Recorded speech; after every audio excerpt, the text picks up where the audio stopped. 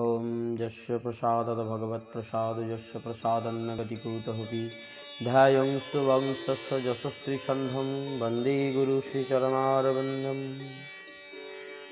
वन्देऽहं श्रीगुरून् श्रीयुतपदकमलं श्रीगुरून् वैष्णवांश्च श्रीरूपं साग्रजातं सहघना रघुनाथान्वितं तं सजीवं स्वाद्वैतं सावधूतं परिजनसहितं कृष्णचैतन्यदेवं राधाकृष्णपादान् सहगण श्रीललिता विशाखान्वितांश्च आनन्दलीलामय रसविग्रहाय हेमावदिव्यच्छोभिसुन्दराय तस्मै महाप्रेमरसप्रदाय चैतन्यचन्द्राय नमो नमः। नित्यानन्द नमस्तुभ्यं प्रेमानन्दप्रदायिने कलौकल्मषनाशाय जन्नवापतये नमः।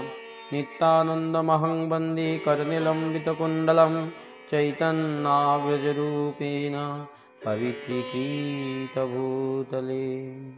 जय रूप सनातन भट्ट रघुनाथ श्रीजीव गोपाल भट्ट दास रघुनाथ এই জয় গোসাইর করি চরণ বন্দন যাহা হইতে বিঘ্ননাশ অভীষ্ট পুরাণ। নমো কস্তুরীতিলকম ললাটপটলে বক্ষস্থলে কৌস্তুভম নাসাগ্রে বরমৌক্তিকম করতলে বেণুম করে কঙ্কণম সর্বাঙ্গে হরিচন্দনম সুললিতম কণ্ঠে চ মুক্তাবলী गोपस्त्री परिवेष्टितो विजयते गोपालचूड़ामणि तप्तकाञ्चन गौराङ्गी निराधे वृन्दावनेश्वरी वृषभानुसुते देवी प्रणमामि हरिप्रिये। राधा साध्यं साधनं यस्य मन्त्रं राधा मन्त्रदात्री च राधा राधा जीवस्य जीवनं जीवनं राधा मरणं राधा राधा राधा राधा वचिकं तस्य शेषः राधे मेरुषामिनी मैं राधे तेरो दास जन्म जन्म महदीयो से वृंदावन निवास बरसाने की राधिका नंद गाँव की शाम उनके चरणों में मैं करूँ कोटि कोटि प्रणाम। प्रेम से कहो श्री राधे जय जय श्री राधे जय जय श्री राधे जय जय श्री राधे। আজকে যে বিষয়টা নিয়ে বলবো বলেছি সেটি হচ্ছে গুরুতত্ত্ব, অর্থাৎ সেই গুরুদেবের স্বরূপ। আমরা সকলেই গুরুচরণ আশ্রিত, তো সেই ক্ষেত্রে আমাদের অবশ্যই জানা প্রয়োজন গুরুদেবের স্বরূপ এবং গুরুর প্রতি কীরূপে আমরা নিষ্ঠা রাখতে পারি, এটা কিন্তু আমাদের সর্বদা মনে রাখতে হবে। শাস্ত্রে বলেছে ভগবত সেবার থেকেও উৎকৃষ্ট সেবা হচ্ছে গুরু সেবা। কেন বলছে? তস্য ভগবত সেবা নাপি নাপেক্ষতে। জীব গোস্বামী বলছেন, যে ব্যক্তি গুরু সেবা করে তার ভগবান সেবা করারও প্রয়োজন নেই। অর্থাৎ তুমি যদি গুরু সেবা করতে পারো তোমার ভগবান সেবারও প্রয়োজন নেই। তাহলে কি ভগবত সেবা করবো না? ভগবত সেবা কি বাদ দিয়ে দেবো? বলছে না, গুরু সেবাতেই ভগবত সেবা হবে। নাহা মিজ্জা প্রজাতিভ্যাং তপসোপশমেন বা তুষ্যেয়ং সর্বভূতাত্মা গুরু শুশ্রূষয়া যথা। ভাগবতে শ্রীকৃষ্ণ বললেন, আমি গৃহস্থ ধর্ম, বানপ্রস্থ ধর্ম, সন্ন্যাস ধর্ম, ব্রহ্মচর্য ধর্ম, জ্যোতি ধর্ম, এই সমস্ত ধর্মের সৃষ্টি করেছি। গৃহস্থ ধর্ম সৃষ্টি করেছে না? আমরা এই যে গৃহী মানুষরা আছি, বানপ্রস্থ ধর্ম, ব্রহ্মচর্য ধর্ম, সন্ন্যাস ধর্ম, এই সকল ধর্ম সৃষ্টি করেছি। এবং এই সকল ধর্মে যারা আশ্রয় করে, ভজনা করে আমার, তাদের প্রতি আমি তুষ্ট হই। কিন্তু যে গুরু সেবা করে তার প্রতি আমি বিশেষ রূপে তুষ্ট। কেন? বলছেন গুরু হচ্ছেন আমার প্রতিনিধি। ঠিক যেমন আমি বলেছি এর আগে যে বাড়ির বউকে যদি খুশি করতে যাই কাকে খাতির করতে হবে? শালাবাবুকে। সম্বন্ধী যখন বাড়িতে আসবে, সম্বন্ধীকে যদি তুমি খুব ভালো করে খাতির করো, শ্বশুর বাড়ির লোককে যদি খুব ভালো করে খাতির করো, কি হবে? বউ একদম পুরো খুশিতে গদগদ হয়ে থাকবে, তাই তো? এখানেও তেমন। কেন না, স্ত্রীর প্রতিনিধি বা স্ত্রীর কাছের মানুষ হচ্ছে কারা? শ্বশুর বাড়ির লোক। বউকে যদি সন্তুষ্ট রাখতে হবে, বাবা রাখতে করতে হবে, শ্বশুর বাড়ির লোককে একদম কোনো রকম খুঁত রাখা যাবে না। তাই তো? তাই এখানে ভগবানকে খুশি করতে গেলে ভগবানের প্রতিনিধিত্ব যিনি করছেন অর্থাৎ গুরুদেব এবং বৈষ্ণব ভক্তবৃন্দ, সেবক বৃন্দ, তাদের যদি আমি সন্তুষ্ট করতে পারি, তাদের যদি সেবা করতে পারি, তাহলে কৃষ্ণ গোবিন্দ আমার প্রতি সন্তুষ্ট থাকবে। শ্রীমদ্ ভাগবতের পঞ্চম স্কন্ধে ঋষভদেব, ভগবানের অবতার তো ঋষভদেব, সেই ঋষভদেব বলছেন, গুরুর ন সস্যাৎ স্বজনো ন সস্যাৎ পিতা ন সস্যজনী ন সস্যাৎ দৈবং ন তস্যান্যাপতিশ্চ সস্যাৎ নিয়ামোচৈর্য সমুপেত মৃত্যুম। এই জগতে সেই তো প্রকৃত বন্ধু, সেই তো প্রকৃত বন্ধু। বলছে যে গুরু ভক্তকে, তার শিষ্যকে সংসার বন্ধন ছিন্ন করে ভগবানের চরণে নিয়ে যেতে পরামর্শ দেয়, তিনি তো সদ্গুরু।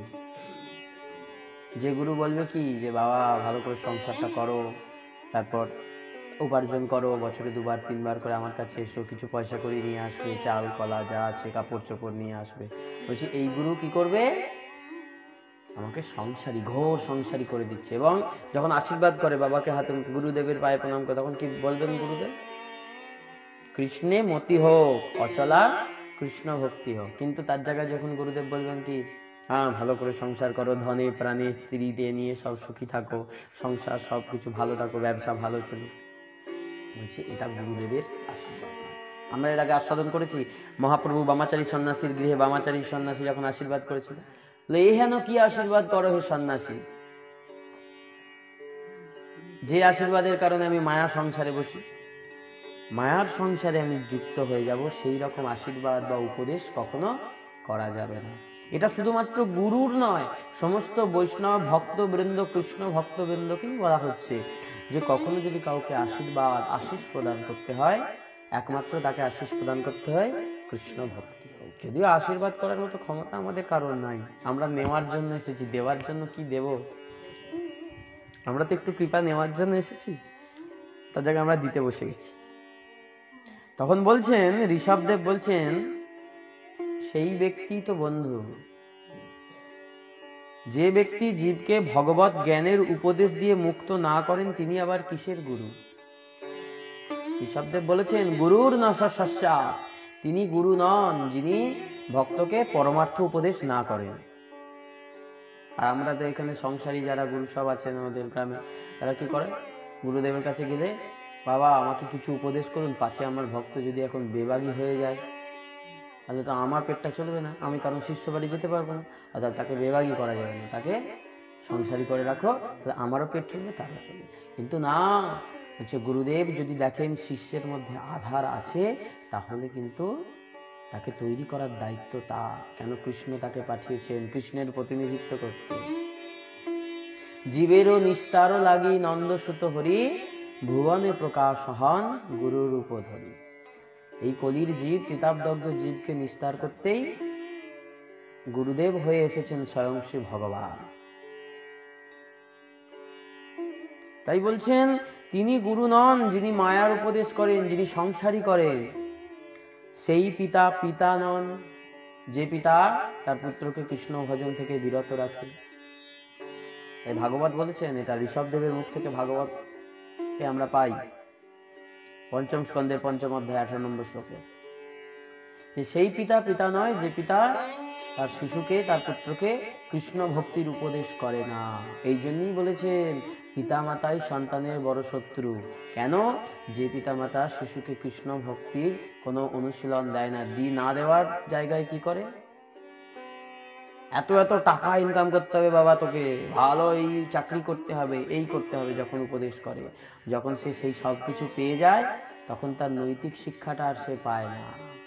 তখন বলে আমি তো পুলিশ হয়েছি, আমি পুলিশের চাকরি করব, আমি বড় অফিসার হয়েছি, ইঞ্জিনিয়ার হয়েছি, আমি তার চাকরি করব, আমি আমার মতো থাকবো, তোমরা তোমাদের মতো থাকো। মা ছেলেকে স্কুলে টিফিন দিয়ে দিচ্ছে, বলছে একা খাবি, কাউকে দিবি না। যদি দেখি কাউকে দিয়েছিস, তুই পুরোটা খাসনি, তোকে মারবো। ছেলে কাউকে দেয় না স্কুলেতে, দিতে শেখেনি। মা কিছু, বাবা কিছু এনেছে বাজার থেকে, মা বলছে এটা চুপি চুপি খেয়ে ফেল, কেউ যেন না দেখে ফেলে। সেই ছেলে যখন বড় হয়ে খাবে তখন কি করবে, সেও আনবে চুপি চুপি খেয়ে ফেলবে, তুমি যাতে না দেখতে পাও। টিট ফর ট্যাট, নিউটনের তৃতীয় সূত্র। প্রত্যেক ক্রিয়ার সমান বিপরীত প্রতিক্রিয়া আছে। তুমি যেমন আজকে ইনপুট করবে 50 বছর পর আউটপুট সেইটাই বেরিয়ে আসবে। এই যন্ত্র ভগবানের সৃষ্ট যন্ত্র। হ্যাঁ, তাই বলছে আসতে, সেই জননী জননী নন, সেই মা মা নয় যে মা শিশুকে কৃষ্ণ ভক্তির উপদেশ করে না। সেই মা, যে মা কৃষ্ণ বিরোধী,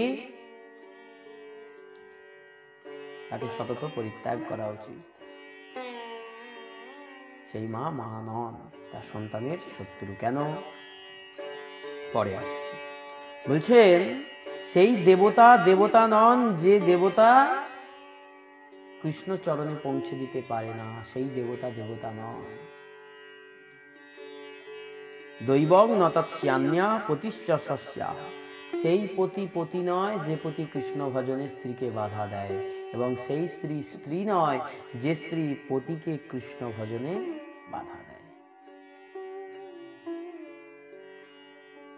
রামচন্দ্র কবিরাজের কথা আমরা যদি কখনো আস্বাদন করি বুঝতে পারবো। রামচন্দ্র কবিরাজ বিয়ের ফুলসজ্জার রাতে তার স্ত্রী রত্নমালা দেবীকে বলছেন, রত্নমালা, আমরা যখন আসছিলাম পালকি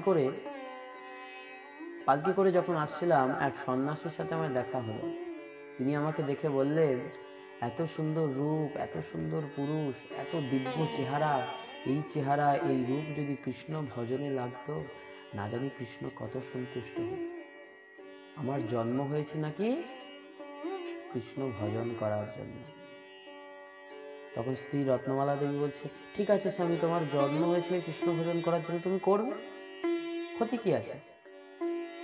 তখন বলছে, তুমি কে? আমার আমি আপনার স্ত্রী। বলছে, স্ত্রীর আর এক নাম কি জানো? বলছে, কি? বলছে, সহধর্মিনী। স্বামীর ধর্মের সঙ্গী। সমস্ত ধর্ম পালন করার সময় স্বামী যাকে বামে রেখে সমস্ত ধর্ম পালন করেন তার নাম কি? সহধর্মিনী। তাই তুমি আমার সহধর্মিনী, তোমাকে আমার সমস্ত কথা বলতে হবে, আমার উপর তোমার অধিকার আছে। আমার সমস্ত কথা পরামর্শ তোমার সঙ্গে নিয়ে তবেই আমার সিদ্ধান্ত গ্রহণ করা উচিত। তাই তুমি আজকে বলো, আমি কৃষ্ণ ভজন করব নাকি করব? হ্যাঁ করবে স্বামী, ভালো কথা, তুমি মন দিয়ে কৃষ্ণ ভজন করবে, রাধা মাধবের বিগ্রহ প্রতিষ্ঠা করে সেবা করবে, সংসারও করবে। না, দু নৌকোয় পা দিয়ে চলা যায় না রত্নমালা। যেটা করাবে একটাই করতে হবে, হয় ভালো করে কৃষ্ণ ভজন করো, আর তা না হলে ভালো করে সংসার করো। তখন রত্নমালা দেবীর বুকে বজ্রপাত করছে, কি বলবে? আমি তো শোনো রত্নমালা,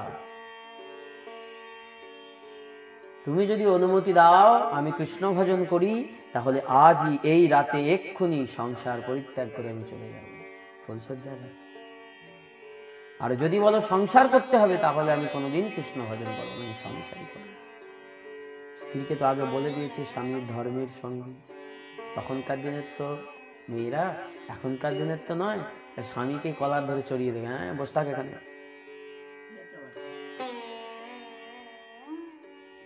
রত্নমালা দেবী বললেন, স্বামী তোমার যা ইচ্ছা, আমি বাধা দেওয়ার তো কেউ নেই। রামচন্দ্র কবিরাজ বেরিয়ে এলেন সংসার থেকে। গুরুদেব ছিলেন শ্রীনিবাস আচার্য, সেই সন্ন্যাসীর কাছে এসে। তাই বলছেন, সেই স্ত্রী স্ত্রী নয় যদি যে স্ত্রী স্বামীকে কৃষ্ণ ভজনে বাধা দেয়। এমন অনেক সংসারে পাওয়া যায়, স্বামী চাইছে নিরামিষ খেতে, স্ত্রী বাধা দিচ্ছে, হ্যাঁ খেতে হবে না, এখন কে রান্না করে দেবে তোমাকে?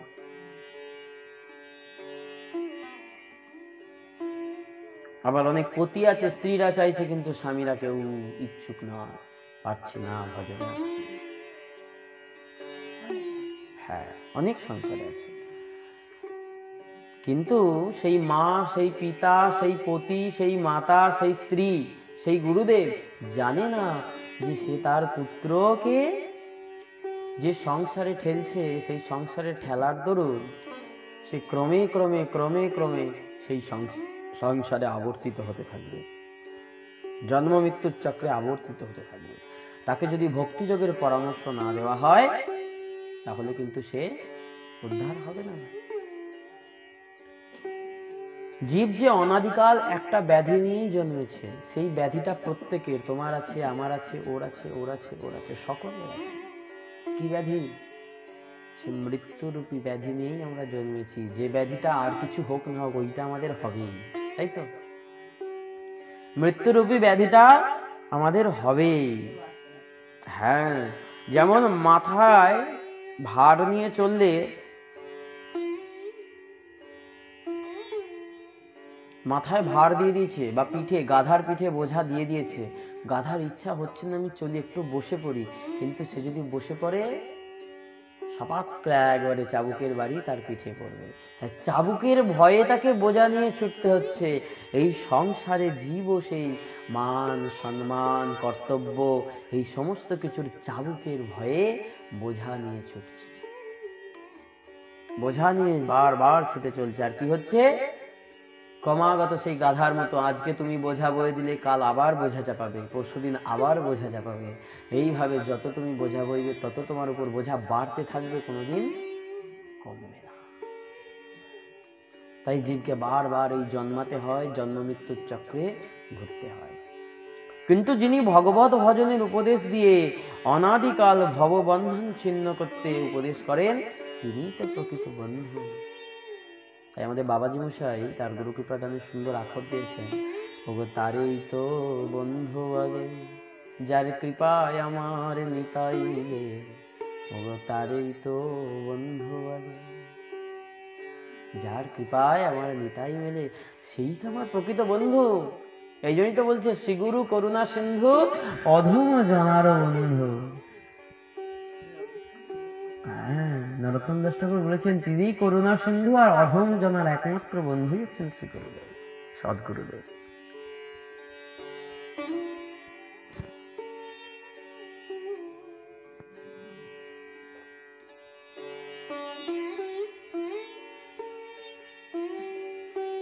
বলছেন সে পতি যেন পরম গুরু হয়ে সমাদর নিতে যান না, যে পতি কোনোদিন ভগবত ভজনের উপদেশ করেনি। বলছে সে পতি কখনো প্রণামেরও যোগ্য নয়, যে পতি কখনো ভগবত ভজন করেনি। সে পিতা যেন পিতা হয়ে পুত্রোৎপাদন করে পিতা সাজতে চেষ্টা না করেন, সে জননী যেন সন্তানকে গর্ভে ধারণ করে পালন করে মা সাজতে না যান। কেন? কারণ তুমি মা, সন্তানকে সৎ ভালো জায়গায় পাঠানোর কর্তব্য তোমার। তাই তুমি যদি ভালো জায়গায় না পাঠাও কি হবে? তার সেই আজন্ম মৃত্যু ব্যাধি দূরীভূত হবে না। বলছি পুত্রের জন্ম দিয়ে যদি পুত্রের মুক্তির উপায় তুমি না করতে পারলে তুমি কিসের পিতা, কিসের মাতা, কিসের গুরু? কিসের গুরু তুমি যদি তুমি শিষ্যের মুক্তির উপায়টাই না করতে পারলে? শিষ্য তো জন্মে জন্মে অন্ধকারে ডুবে থাকবে, তার তো কোনো জ্ঞান নাই। তাকে তো তোমার পরশমণির স্পর্শে জ্ঞান তুলতে হবে, জ্ঞানের আলো দিতে হবে। আমরা দেখেছি রামকৃষ্ণদেব কি করেছিলেন, দিলেকে বুকে আপা দিয়ে জ্ঞানের আলো প্রদান করছেন, দেখ আমি কে, দেখ আমি কে, দেখ আমি কে। তার আগে কিন্তু নরেন্দ্রনাথ দত্ত স্বামী বিবেকানন্দ জানতো না, পরীক্ষা করতো বারবার, দেখি তো ঠিক লোক কিনা, নকশা করছে কিনা, খারাপ কিনা, পরীক্ষা করতে। তাই বলছেন ভগবত ভজনে যিনি বাধা দেন, ভগবানের কাজ করতে যিনি বাধা দেন, তৎক্ষণাৎ সেই ব্যক্তিকে সেই স্থল হতে পরিত্যাগ করো। তার প্রমাণ কি? কিসে প্রমাণ পেয়েছি বলতো? ভগবত ভজনে বাধা দিয়েছিল, তাকে পরিত্যাগ করেছিল, অনেক অনেক প্রমাণ আছে। বলো তো একটা প্রমাণ বলো। বলি মহারাজ, মনে রাখতে হবে। বলি মহারাজকে যখন বামন অবতারে ভগবান এসে বললেন, বলি মহারাজ আমাকে ত্রিপাদ ভূমি দেন, শুক্রাচার্য গুরুদেব হয়ে চিনতে পেরেছিলেন ভগবান, তাই তো? এষ বৈরাচনী সাক্ষাৎ ভগবান বিষ্ণুরব্যয়ঃ কস্য পাদোদিতোর্জাতো দেবানাং কার্য সাধকঃ। শুক্রাচার্য বললেন, দাঁড়াও বলিরাজ, সংকল্প করার আগে আমি যেটা বলছি সেটা শ্রবণ করে নাও। কি গুরুদেব, তুমি যাকে দান করার জন্য সংকল্প করছো তুমি জানো সে কে? কেন? এই তো একটা বাচ্চা ব্রাহ্মণ, বাচ্চা ছেলে, কত সুন্দর দেখতে, দেখে মনে হচ্ছে কোলে তুলে দিই, কি সুন্দর ফর্সা টুকটুকে একদম ভগবানের রূপ, তো বামন অবতার। আহা কি সুন্দর, কি সুন্দর। 21 আঙুল, 21 আঙুল মানে কত জানতো? আমাদের দেহটাকে 3টে ভাগ করলে একটা ভাগ দেখতে হয়। আমাদের দেহটা 84 আঙুল।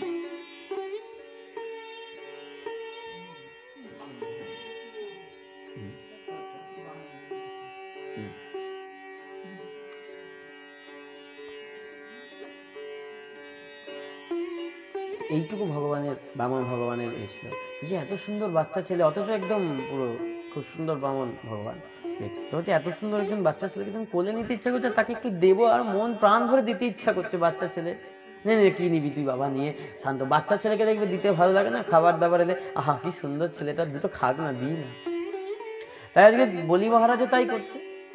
গুরুদেব শুক্রাচার্য বলছে, তুমি জানো ভগবান বিষ্ণু ছদ্মবেশে তোমাকে ছলনা করতে এসেছে, তুমি ফাঁদে পড়ে যাবে, যেও না, দান দিও না শুক্রাচার্য, দান দিও না রাজা বলি। তখন রাজা বলি বললেন, গুরুদেব আমি তো জানি না উনি ভগবান কি ভগবান নন, কি বাচ্চা শিশু। আপনি তো জানেন গুরুদেব উনি ভগবান, আপনি তো জানেন উনি ভগবান, তাহলে আপনি গুরুদেব হয়ে আমি ভগবানকে দান দেব, জগতের সবার থেকে শ্রেষ্ঠ দান দেব, আমি ভগবানকে দেব, যাকে দিলে আর কাউকে দিতে লাগে না, যাকে আমরা দিতে পারি না। আজ আমার দ্বারে ভগবান এসেছেন ভিক্ষা নিতে, স্বয়ং ভগবান বিষ্ণু যদি আমার দ্বারে আজকে ভিক্ষায় হয়ে ভিক্ষুক হয়ে দাঁড়িয়ে থাকেন, আমি তাকে ভিক্ষা দেব, আপনি আমাকে বারণ করছেন, আমি আপনার আজ্ঞা পালন করতে পারবো না। বলি মহারাজ চরণে পড়ে শুক্রাচার্যের কাঁদছেন, বলছেন, গুরুদেব আমাকে ক্ষমা করুন, আমি পারবো না। শুক্রাচার্য বারবার মানা করছে, না বলি তুমি দিও না, না বলি তুমি দিও না। তখন যখন বলি মহারাজ বললেন, না আমি এত সকলকে দান করেছি, ভগবানকে আজকে দান করবো, আপনি গুরু হয়ে আমাকে আটকাবেন, আমি আপনার কথা মানতে পারলাম না, গুরুদেব আমাকে ক্ষমা করুন। তখন শুক্রাচার্য রেগে গিয়ে বললেন, শ্রীহীন হয়ে যাবে তুমি, অভিশাপ দিলাম, হে দুষ্ট, গুরুর কথা অমান্য করিস, শ্রীহীন হয়ে যা, তুই অচিরেই ভ্রষ্ট হবি। এই বলে যখন গুরুদেব অভিশাপ দিলেন, বলি আনন্দে তা গ্রহণ করলেন। ভগবানকে সেবা করে আমি যদি ভ্রষ্ট হয়ে যাই, শ্রীহীন হয়ে যাই, তবু তো জানো ভগবান সেবা করে।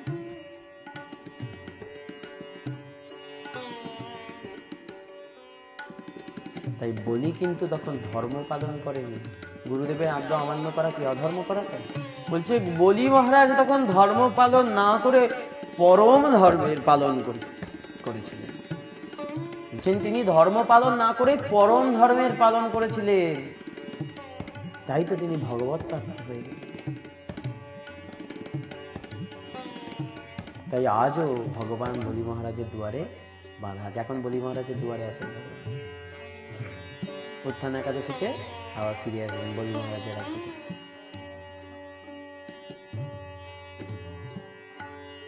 আর কে করেছিল? আর কে করেছিল?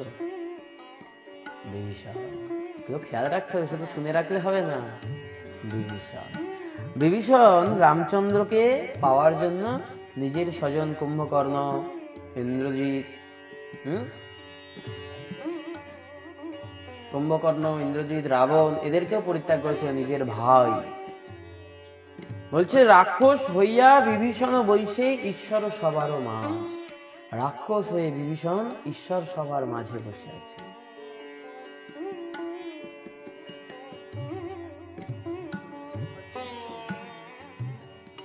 হরিশ্চন্দ্র তো বিভীষণ কিন্তু ত্যাগ করে দিয়েছিলেন ভগবানের কাছে যাওয়ার জন্য। বললেন যে ভগবানের পক্ষে থাকে তার আবার ধর্ম অধর্মের কি আছে?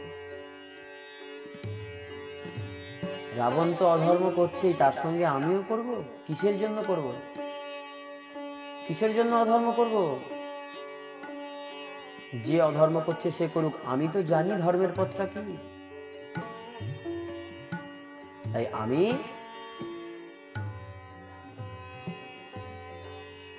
ভগবান রামচন্দ্রের পক্ষ নেই।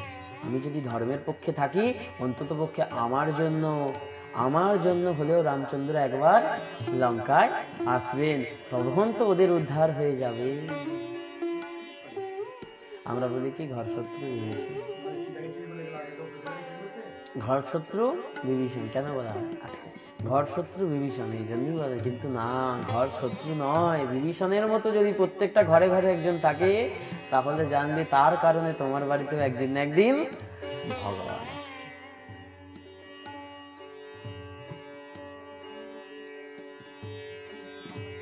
ব্রহ্মার পুত্র ভৃগুমুনি, ব্রহ্মার পুত্র ভৃগুমুনি, ভৃগুমুনিকে দেবতারা বললেন,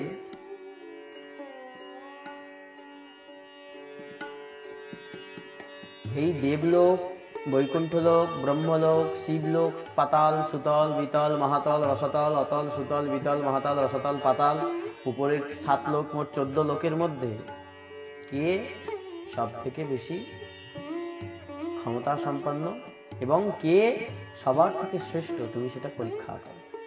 তুমি ব্রহ্মার পুত্র, পরীক্ষা করো, তখন আমরা বুঝবো কি সর্বশ্রেষ্ঠ দেবতা, কি সর্বশ্রেষ্ঠ ভগবান। ভৃগুমুনি তখন ব্রহ্মার পুত্র, তো ব্রহ্মার কাছে গেছে, ব্রহ্মার কাছে গিয়ে ব্রহ্মলোকে গিয়ে ব্রহ্মার কাছে দাঁড়িয়ে হাতে প্রশ্নপত্র তুলে দিলেন। হাতে প্রশ্নপত্র তুলে দিয়েছেন, এতে এতগুলো প্রশ্ন লেখা আছে, এর উত্তরগুলো করে দেন। ব্রহ্মা বলছে, বাবা, আমি তোকে সৃষ্টি করলাম, আজ তুই আমাকে উল্টা প্রশ্ন করিস।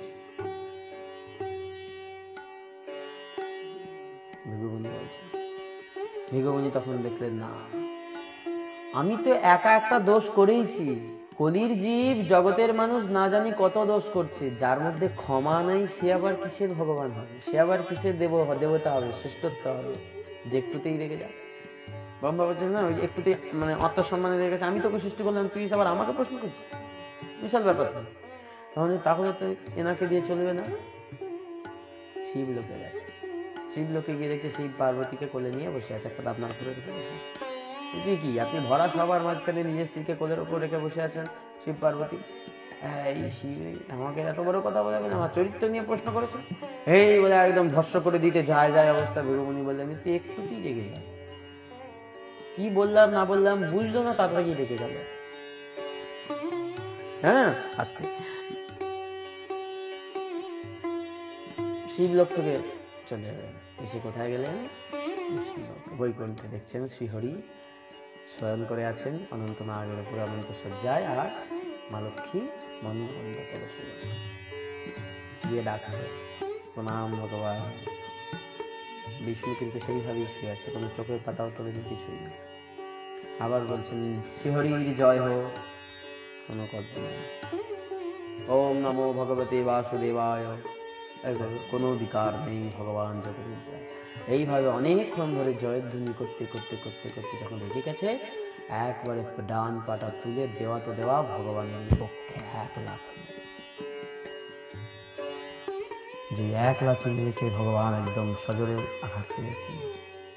উঠে যেই ভৃগুমুনিকে বলছে, ভৃগু, তোমার চরণে আঘাত লাগছে, আমার কঠিন বুকটাতে তুমি তোমার কমল চরণ দিয়ে আঘাত করলে। কারণ ব্রাহ্মণের শরীর হচ্ছে ননির মতো কমল শরীর, ব্রাহ্মণের অঙ্গে আঘাত লাগে, তো আমার এই পাষাণ অঙ্গে। তখন ভৃগুমুনি সারা জগতে ঘোষণা করে দিলেন, এই তো সবার শ্রেষ্ঠ আমার ঈশ্বর পরম কৃষ্ণ সচিদানন্দ বিগ্রহ, অনাদির আদি গোবিন্দ, সর্বকারণের কারণ। এখানেই তো তিনি আছেন, এই তো তিনি শ্রী ভগবান, যিনি ক্ষমা করতে জানেন, যিনি শত আঘাত পেয়েও করুণা করতে জানেন, তিনিই তো শ্রেষ্ঠ, তাকেই তো শ্রেষ্ঠ বলা যায়। আমি তো একটা অন্যায় করেইছি, জীব যে কত অন্যায় করছে, যদি ক্ষমা দৃষ্টি না থাকে, তাহলে তুমি কিসের শ্রেষ্ঠত্ব?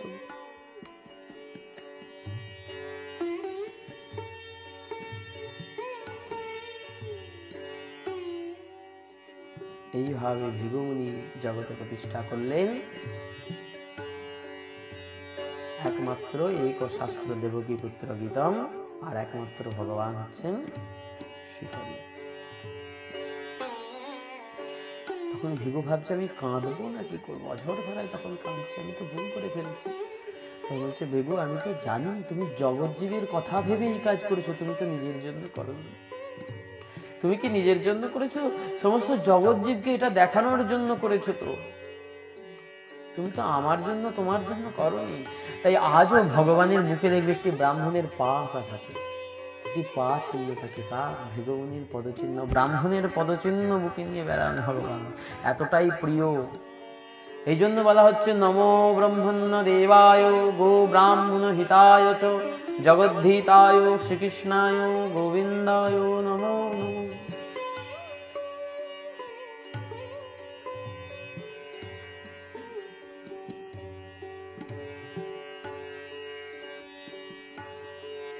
তখন জগৎজীব বললেন, হে ভৃগুমুনি,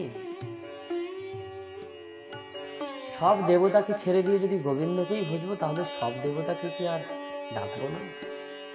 কাউকে কি আর ভজন করবো না? কারোর কি প্রয়োজন নেই? শুধু গোবিন্দ ভজনই করবো? তখন ভৃগুমুনি বলছেন, দেখো দেখো, পতি ত্যাগ করেছে কারা জানো? যাজ্ঞিক পত্নীগণ। দাপর যুগে বৃন্দাবনের যাজ্ঞিক পত্নীগণ, অর্থাৎ ঋষিমুনিদের পত্নীরা, ঋষিমুনিরা যজ্ঞ করছে, আর কৃষ্ণ গেছে ওদিকে গোচারণে। কৃষ্ণ দিকে গোচারণে গেছে, গোচারণে গিয়ে সখাদের বলছে, আরে ভাই খিদে পেয়েছে, একটু কিছু খাবার দাবার হবে? আজকে তো কিছু আনিনি, কি খাবো? কোথা থেকে পাবো? বনে ফলমূল নাই, এখন সব সিজন নাই, গড় সিজন চলছে, ফলমূল নাই, কোথায় কি খাবো? বলছি যা না, কি পাশাপাশি দেখ না কোথাও, যদি কারোর ঘরে ভিটে টিকে পাস, একটু কিছু নিয়ে আসবি খাবার দাবার। বলবে আমি চেয়েছি। আমি চেয়েছি, গোপাল চেয়েছে, নিয়ে আসবে। এই মতো সেই কথা বলারতে ভগবান সখারা কাছে গিয়ে, সেই যেখানে যজ্ঞ করছে ঋষিমুনিরা, তাদের কাছে গিয়ে বলছে, আমাদের গোপাল খিদে পেয়েছে, একটু দাও। কে তোদের গোপাল? ঋষিমুনিরা বলছে, কে তোদের গোপাল? এখানে সব কিছু চলবে না, যা, আমরা এখন যজ্ঞ করছি।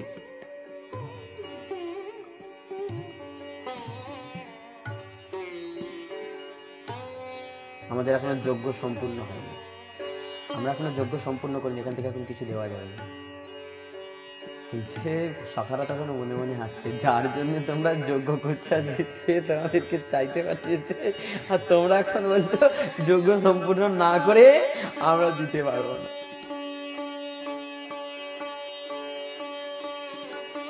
তখন বলছে যজ্ঞে পূর্ণাহুতি দিতে হবে।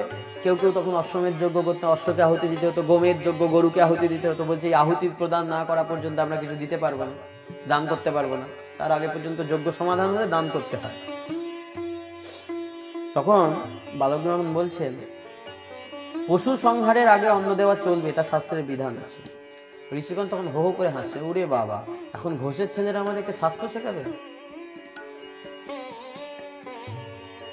আমরা ঋষি মুনি ব্রাহ্মণ, আমাদেরকে শাস্ত্র শেখাবে ঘোষের ছেলে? গয়লার ছেলেরা, গয়লারা করবে শাস্ত্র উপদেশ? বেরো, ফিরিয়ে দিল। ওদের কাছ থেকে শিক্ষা নেই। তখন কৃষ্ণ বলছে, দাঁড়া ভাই, একবার এরকম ফিরে ফিরে হয়। যখন বাড়িতে ভিক্ষা চাইতে গেলে পুরুষ না দেয়, তখন কাদের কাছে যেতে হয়? বাড়ির মেয়েদের কাছে। ও মা, আমরা এর জন্য এসেছি, আমাদেরকে কিছু দাও। তখন মেয়েরা, নারীর মন নরম হয়। তখন কৃষ্ণ বলে দিয়েছে, ভিক্ষা করতে যাবে, যদি পুরুষরা ভিক্ষা না দেয়, নারীদের কাছে যাবে, মা দাও। তখন বলছে, যাও ওনাদের পত্নীগণের কাছে যাও, পত্নীগণের কাছে যাও, গিয়ে দেখবে ওনারা। এই মতো পত্নীগণের কাছে গিয়ে বলছে, রাম আর কৃষ্ণ গোচারণে এসেছে, ওরা খিদে পেয়েছে, একটু দেবে মা কিছু? বাচ্চা বাচ্চা ছেলেরা এসেছে, তো 5-7 বছর বয়সের ছেলেরা এসে, সুন্দর সুন্দর দেখতে এসেছে।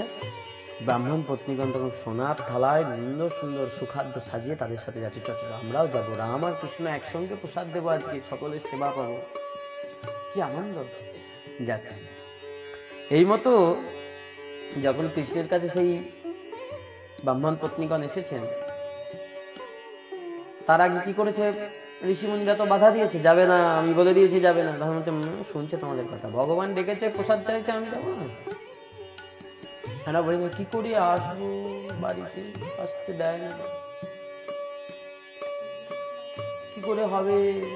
আমাদের লোকটা যে ওরকম নয়, এদের চেঁচাবে, আমাদের ছেলেটা যে ওরকম নয়, এদের করবে।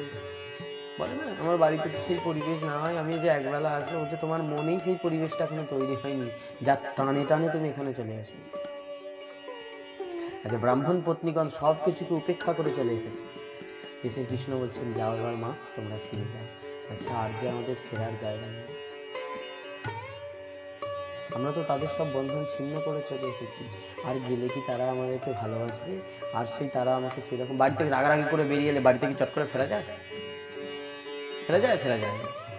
তখন কৃষ্ণ বলছে, তোমরা আমার চরণে এসেছো, চিন্তা করো না, আমি সমস্ত কিছু নাশ করি। আমি শ্রী হরি, সবার মনের যেমন ত্রিতাপ হরণ করি, তেমন সংসারেরও সমস্ত ঝামেলা ঝগড়া ঝাঁটিও হরণ করি। তখন দেখছেন ব্রাহ্মণ পত্নীগণের সেই ব্রাহ্মণরা যজ্ঞ সমাপ্ত করে ছুটে ছুটে আসছে। তখন তারা বুঝতে পেরেছে আমরা কৃষি কাজে বাধা দিয়েছি, ভগবত সেবায় বাধা দিয়ে ফেলেছে আমাদের স্ত্রীদের। ছুটে এসে তখন ক্ষমা চাইছে, আমাদের ভুল হয়ে গেছে, তোমরা গৃহে ফিরে চলো। তখন ভগবান বলেন, যে আমার চরণ ধরে থাকে তার একুল অকুল দোকুলই বাজায় থাকে। সাময়িকভাবে এক কুল চলে গেলেও কিন্তু শেষকালে কি হয়? সকলেই তার থাকে। কারণ যে কৃষ্ণচরণ ধরে থাকে সে কোথায় থাকে? শেষের পথটা ধরে থাকে, মানে যেখানেই যাও বাবা ঘুরে ফিরে তোমাকে সেই রাস্তাতেই এসে উঠতে হবে। তাই আমি আগে এসে বসে আছি, আমার সাথে তো তোমাকে যেতেই হবে, তাই নয় কি? তাই হচ্ছে।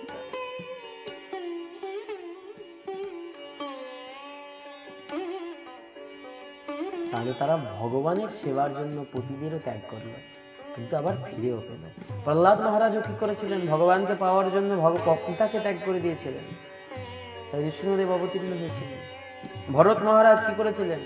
তার মাতা কৈকেয়ীকে ত্যাগ করে দিয়েছিলেন রামের সেবার জন্য। বলেছিল, যে মা আমার দেবতুল্য দাদা, এরকম এত সুন্দর দাদাকে 14 বছরের বনবাসে খেতে সে আবার মা মা বলে ডাকেনি 14 বছর। রাজা ভরত ডাকেনি।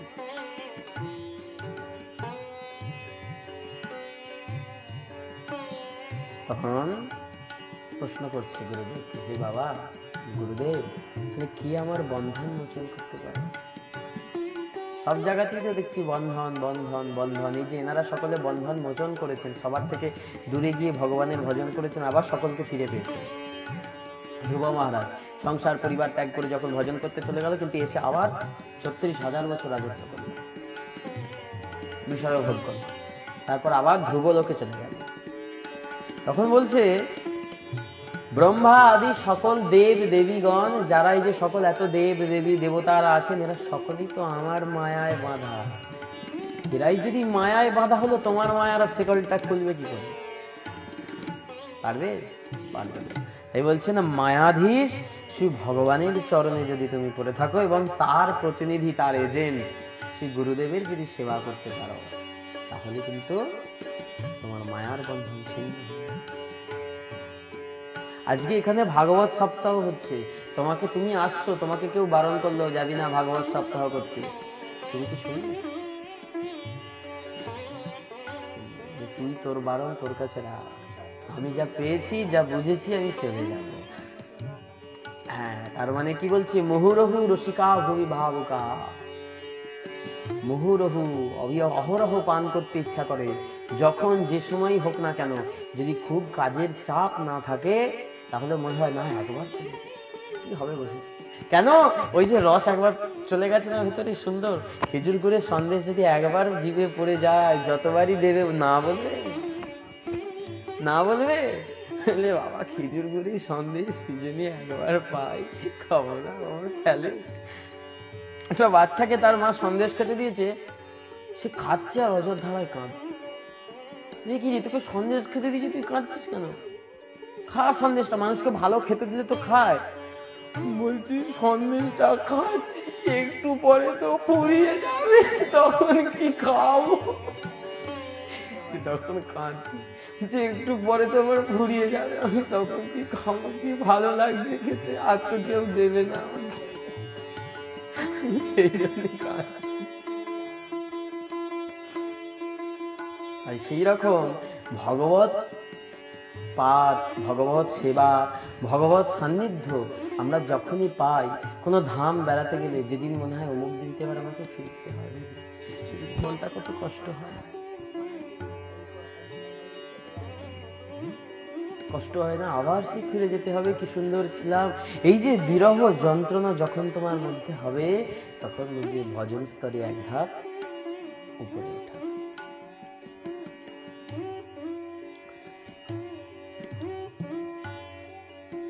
তাই বলছেন ভগবান তোমাকে উদ্ধার করার জন্য স্বয়ং তো আসেন। আমরা বলি না, হে ভগবান তুমি আমার কাছে এসো, আমাকে কৃপা করো, আমাকে এই করো, আমাকে সেই করো। বলছে ভগবান কোনোদিন জগতে আসে না। কখন আসেন? গুরু রূপে আসেন। জীবের নিস্তার লাগি নন্দসুত হরি, ভুবনে প্রকাশন। বলছে কই গুরুদেবকে দেখলে তো বলে যায়। আমার ওখানে কৃষ্ণ রাধা রমন দাঁড়িয়ে আছেন, বাঁশি হাতে দাঁড়িয়ে আছেন ত্রিভঙ্গ মুরারি। গুরুদেব আমার বাঁশি হাতে ত্রিভঙ্গ মুরারি হয়ে দাঁড়িয়ে আছেন। আমি কি করে দেখে বুঝবো কৃষ্ণ? গুরুদেব কি শঙ্খ চক্র গদা পদ্ম নিয়ে দাঁড়িয়ে আছেন? আমি কি করে বুঝবো আমার কৃষ্ণ কি নারায়ণ? বলছে না, গুরুদেব কখনো শঙ্খ চক্র গদা পদ্ম হাওয়াল মুসল বেনু এই নিয়ে যাবেন না। তিনি তো তোমার মতো হয়েই যাবেন। তাকে বুঝতে হবে মহিমা। এই জন্য বলছেন মহিমায় গুরু কৃষ্ণ এক করি জানো, গুরু আজ্ঞা হৃদয় সদা সত্য করি মানো।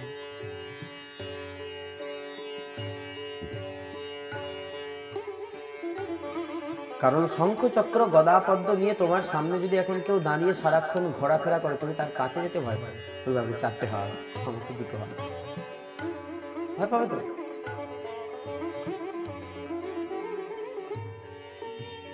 এখন যদি তোমার সামনে মা কালী এসে দাঁড়িয়ে পড়ে, তুমি দেখে অজ্ঞান হয়ে যাবে প্রথমে, তারপর মা যদি জ্ঞান ফেরায় তবে উঠে কিছু বলতে পারবে। তাহলে বলছে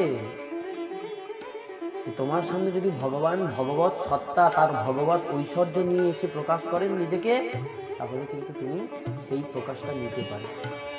ভয় তো চলে যাবে, তো ভয় পালিয়ে যাবে। রাত্রেবেলা কোনো বেল গাছের তলা দিয়ে যাচ্ছে, হঠাৎ করে যদি খুব সুন্দরভাবে ফুলের গন্ধ পায়, সেখানে যদি দেবতা বা বলা যায় তখন যে মা শীতলা মনসা এরা সব যদি গাছের মধ্যে থাকে, খুব সেন্ট ছাড়ে নাকি বলে সেসব গাছের মধ্যে। তুমি যদি ওই বাবার এই ওখানে কি সেন্ট ছাড়ছে, ভয়ে পালিয়ে আসবে। আর জীবনে কোনদিন ওই তলতলা দিয়ে যাবে।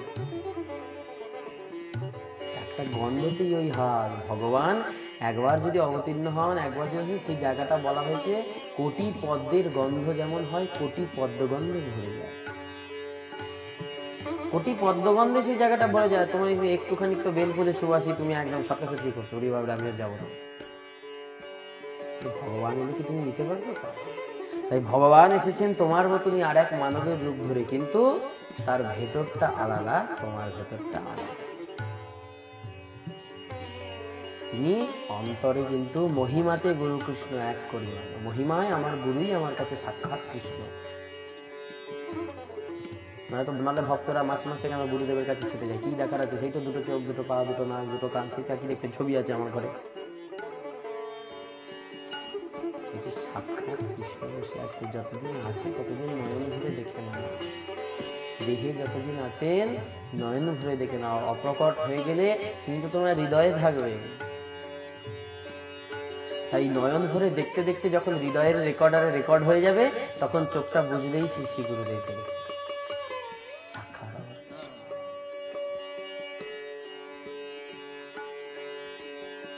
এই গুরুকে কখনো মনুষ্য জ্ঞান করতে নেই। গুরু আমাদের মতো রক্ত মাংস গড়া মনুষ্য জ্ঞান যদি আমরা করি, মহা অপরাধ। এটা হচ্ছে সব থেকে বড় অপরাধ, গুরুকে মনুষ্য জ্ঞান করা, যেখানেই আমাদের ভক্তিতে কম পড়ে যায়। শালগ্রামকে কখনো শিলা মনে করতে নেই। আমরা যদি কখনো শালগ্রামকে শিলা মনে করি, সেটা কি হবে? অপরাধ হয়ে যাবে। হ্যাঁ,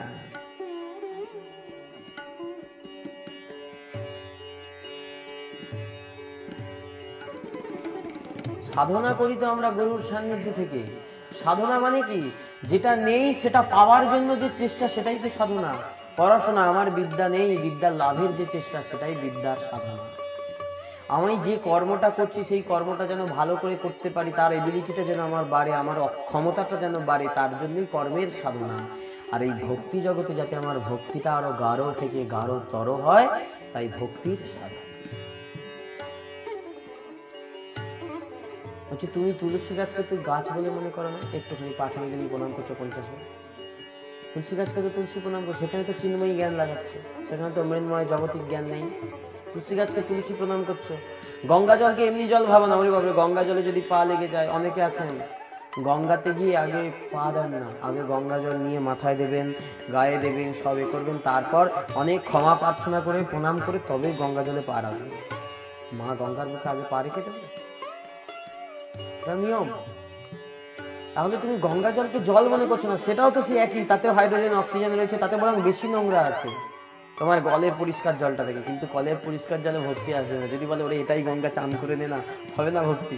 গঙ্গার শত নোংরা, তাতে কিন্তু একটা ডুব দিলি ও মন থেকে ভেতর থেকে শিরায় উপশিরায় নার্ভে সব জায়গায় তুমি শুদ্ধ। এই জন্য বলছি এইগুলোতে যদি তোমার চিন্ময়ী বুদ্ধি থাকে, তাহলে গুরুতে তুমি মনুষ্য ধর্ম, গুরুকে তুমি মানুষ জ্ঞান কেন করছো যে গুরু আমার মানুষের মতো? গুরুকে কখনো মনুষ্য জ্ঞান করা যাবে না, এটাই তো তোমার সাধন। আর এই সাধনের মূল জায়গাটাই আমাদের নরবরে হয়ে যায়, গুরুকে মনুষ্য জ্ঞান করা।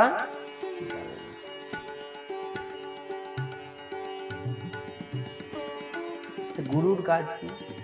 গুরু নিয়ে আমাদের লাভ কি? আমরা সবাই জানি গুরু নিলে গুরু দীক্ষা নিতে হয়, কারণ গুরু সেবাটা শিখিয়ে দেবে, কৃষ্ণ সেবাটা গুরুই আমাদের শিখিয়ে দেবে, তাই তো? কারণ গুরু জানেন কৃষ্ণ সেবা কিভাবে করতে হয়, তিনি তার প্রতিনিধি। LICর এজেন্ট জানে কোথায় কি টাকা জমা দিলে আমার পলিসিটা ঠিকঠাকভাবে চলবে, তাই তো? তাই জন্য তো তাকে দিয়ে টাকা পয়সা রাখা।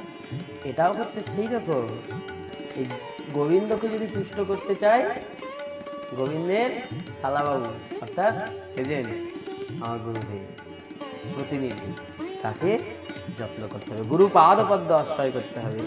তাই গুরুকরণ না করে কেউ যদি বলে আমার মনে ভক্তি আছে মন্ত্র নিতে লাগবো না, মনে যদি ভক্তি থাকে মন্ত্র নিতে লাগবে না, আমার মনে যদি ভক্তি করছে, ওরে বাবা রে তোমার মনে কত ভক্তি আছে গো, গুরু নিতে লাগবে না। তাহলে জন্মানোর পর তোমাকে কেউ যদি মা বাবা এসব বলা না শেখাতো, তুমি বলতে পারতে? বলতে পারতে?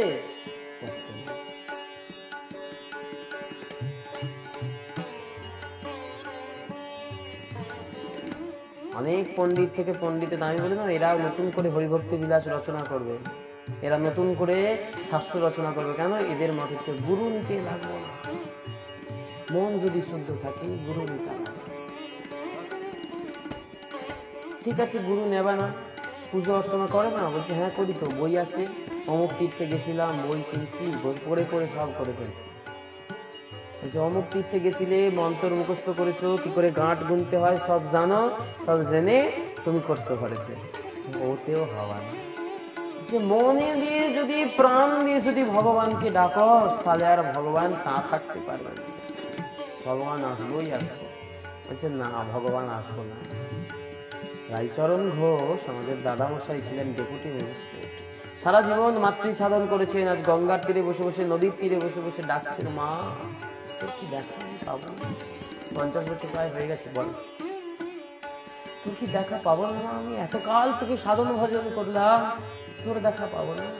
মা তখন অন্তর্যামী অন্তর থেকে বলছেন ওরে তোকে আমি কি করে দেখা দেবো রে, তোর তো দীক্ষা হয়, তোর তো দীক্ষা হয়নি, তোকে আমি দেখা দেবো কি করে? তোর যে গুরু নাই, গুরু ছাড়া যে আমি কার মাধ্যম দিয়ে আসবো? তুমি টিভিটা নিয়েছো আর কেবিল লাইনের লোক দোকানে আছে, তারটা না দেখলে এমনি তোমার টিভিটা চলতে থাকবে?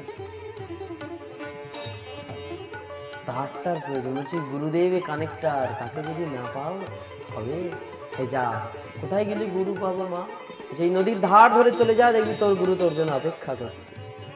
নদীর ধার ধরে হাঁটতে হাঁটতে সরজু নদীর তীরে গিয়ে দেখছেন শঙ্করারণ্যপুরী বসে আছে, আর মা পাচ্ছিস?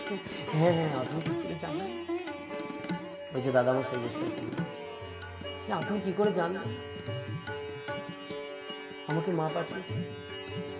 বলছে ওরে মাও যে আমাকে বললো তুই কোনোদিন শিষ্য করবি না, ঠিক করেছিস নে, তোর জন্য আমি এক যোগ্য শিষ্য পাঠাচ্ছি।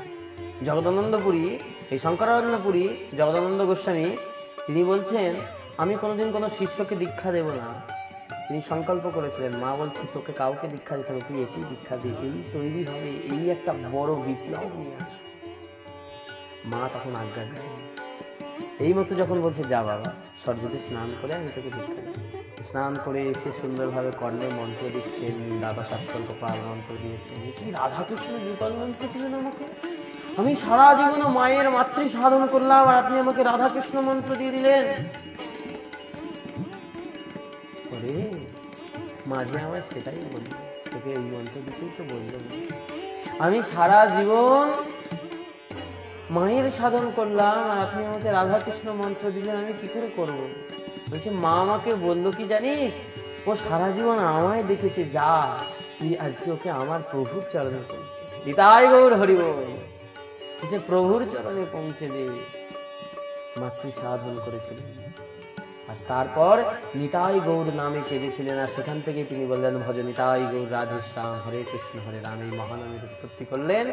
নবদ্বীপে এসে সমাজবাড়ি রাধা রমন বাগ প্রতিষ্ঠা করলেন, আজ আছে সমাজবাড়ি। তাহলে এখানেই বুঝতে হবে গুরুর কতটা প্রয়োজনীয়তা। যে তুমি যদি ভাবো গাঁট গুনে গুনে বই দেখে দেখে এমনি শিখে যাব, কারোর কাছ থেকে শুনে শিখে যাব, কোনোদিন হবে না। কেন বলছে কত বড় বট গাছ, বট গাছের নিচে কত বট ফল পড়ে, তো কটা গাছ হয়ে গেল, বট গাছের নিচে একটা বট গাছ হবে, বট ফল পরে মাটিতে অনেক বট ফল পড়ে, হবে না। ওই বট ফল ঠোকরে একটা পাখি খাবে, তার মল দ্বারা সেই জায়গা যদি সানের দুয়ারে এসে পড়ে সেইখানে বট গাছ হবেই হবে। বট গাছের ধর্মই এটা, পাখিতে পায়খানা করে যদি সেই দানা পড়ে তবে বটফল হবে। সেই গুরুদেব তেমন সেই মন্ত্রটাকে নিজে খেয়ে তার অন্তরের প্রেম ভক্তিতে আগে মিশিয়ে স্নাত করে যখন তার মুখ দিয়ে তোমার কর্ণে দেবে, তখন সেই বীজ তোমার হৃদয় জমিতে পড়ে অঙ্কুরিত হয়ে একটি সুন্দর গাছ।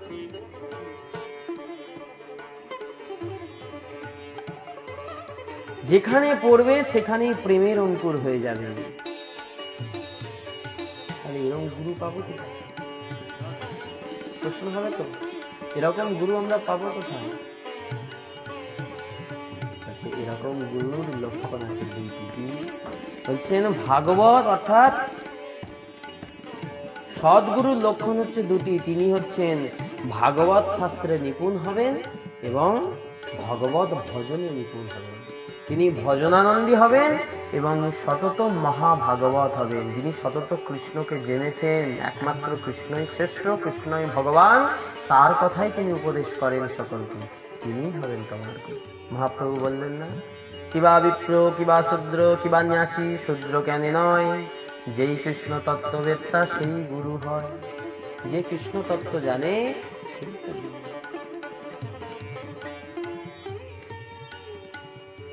গুরু যদি শাস্ত্রে নিপুণ না হন, গুরুর যদি শাস্ত্র জ্ঞান না থাকে, বাবার পৈতে ছিল, আমারও পৈতে আছে, বাবাও দীক্ষা দিত, আমিও দীক্ষা দিতে শুরু করে দিয়েছি, এই গুরুতে কাজ হবে। গুরুর যদি শাস্ত্র জ্ঞান না থাকে, তোমার মধ্যে সেই শাস্ত্র জ্ঞান দ্বারাই তো গুরু জ্ঞানাঞ্জন শলাকা এমনি বলে দিয়েছে, জ্ঞানের অঞ্জনটা দেবে কোথা থেকে, জ্ঞানের নেত্রটা খুলবে কি করে? গুরুরই যদি জ্ঞান না থাকে। আমার গুরুদেবকে যদি আমি প্রশ্ন করি, বাবা নিতাই চাঁদের জন্মতত্ত্ব, নিতাই চাঁদের কি তত্ত্ব আপনি বলুন, আমার গুরুদেব ঝটঝট করে ব্যাখ্যা করবেন। যেমন অনেক আছেন যারা গুরুগিরি করে খায়, তাদেরকে যদি জিজ্ঞেস করা হয় নিতাই চাঁদের বাবা মায়ের নাম কি, কোনটা নিতাই কোনটা গুরু সেটাই মাঝে মাঝে গুলিয়ে দেয় তার বাবা নাম।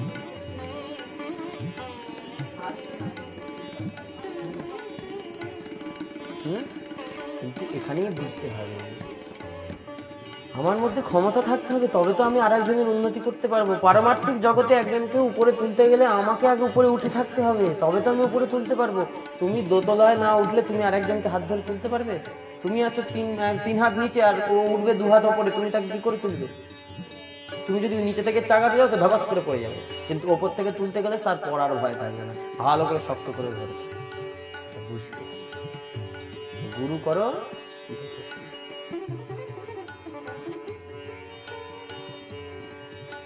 কতগুলো নল লাগিয়ে দাও তোমার বাড়িতে, তোমার বাড়িতে জলের পাইপ লাগানো আছে, অনেক পাইপ লাগিয়ে দিয়েছে জলের, জল আর আসছে না। কেন রে জল আসছে না কেন? বলছে ওই যে আসল নলের সাথে তো কানেকশন করা নেই, মেন লাইনের সাথে। মেন লাইনের সাথে যদি কানেকশন না থাকে, সরকারি জলের কলের সাথে কানেকশন না থাকে, তোমার বাড়িতে এমনি জল পড়বে, যতই 50 খানা নল লাগবে। ওই গুরুরূপী ওই মেন নলের সাথে কানেকশন লাগাতে হবে, যার দ্বারা কৃষ্ণ প্রেম বাড়ি হৃদয়ে আসে। তো যে বছর একবার আর পরের বছর একবার গুরুর কাছে গেলে হবে না, ও প্রেম বাড়ি পচে যাবে। দেখবে যে ড্রেন দিয়ে প্রতিদিন জল যায় তার নিচেটা কালো হতে পারে, উপরের জলটা কিন্তু পরিষ্কার স্বচ্ছ। ড্রেনের জলও উপরের জলটাও কিন্তু পরিষ্কার স্বচ্ছ। তেমন তোমার এই হৃদয়ের ড্রেনটা দিয়ে প্রতিদিন যদি গুরুর সেই প্রেমবাড়ি প্রেম বাক্য যদি রোজ প্রবাহিত হতে থাকে, রোজ প্রবাহিত হতে থাকে, কি হবে? দেখবে ময়লা থাকতে পারে কিন্তু স্বচ্ছ। এমন গুরুর আশ্রয় যারা পেয়েছেন সত্যি ভাগ্যবান। চেষ্টা করবেন সকলে এমন গুরু যেন আমরা আশ্রয় করতে পারি, এরকম গুরু পেলে যেন আমরা মনুষ্য জন্ম সার্থক করি।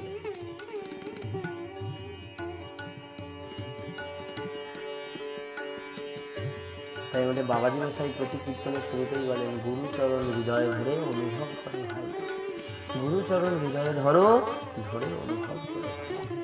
গুরুচরণ না ধরলে অনুভব করা যায়।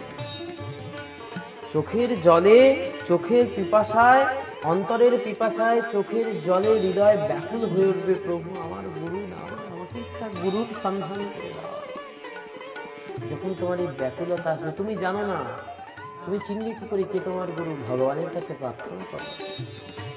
আমার মতো ক্ষুদ্র বুদ্ধি সম্পন্ন মানুষের তো গুরুকে খুঁজে পাওয়া সম্ভব না, ভগবানের কাছে প্রার্থনা করো, হে প্রভু আমার জন্য একজন গুরু আমি সৎ গুরুর চরণে যেতে পারি। তাই আজকে বাবাজি মশাই নেচে নেচে কেঁদে কেঁদে বলছেন, আয় আয় ভাই আমরা নেতাই ভজি, আয় আয় ভাই আমরা গুরু ভজি, আজ ভাই ভাই মিলেছে এক ঠাঁই, এমন দিন আর পাই বা না পাই। আয় আয় একবার নিতাই ভজি, বল বল ভাল গৌর বল, বল বল ভাই গৌর বল, একবার গৌর বল, একবার কাঁদ।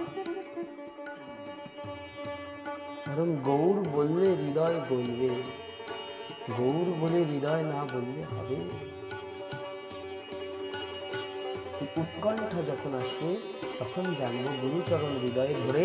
আস্তে আস্তে প্রথমে তো আমাদের মধ্যে কোনো ফিলিংস আসবে না, প্রথমে কোনো ফিলিংস আছে যে প্রেম না করলে প্রেম কি জিনিস বোঝা যায় না, তাই তো? প্রেম না করলে, ওই জন্য তুই সংসার করেছিস, তুই আর সংসারের কি বুঝবি? তোর ছেলে পুলে নাই, তুই আর ছেলে পুলের কি বুঝবি?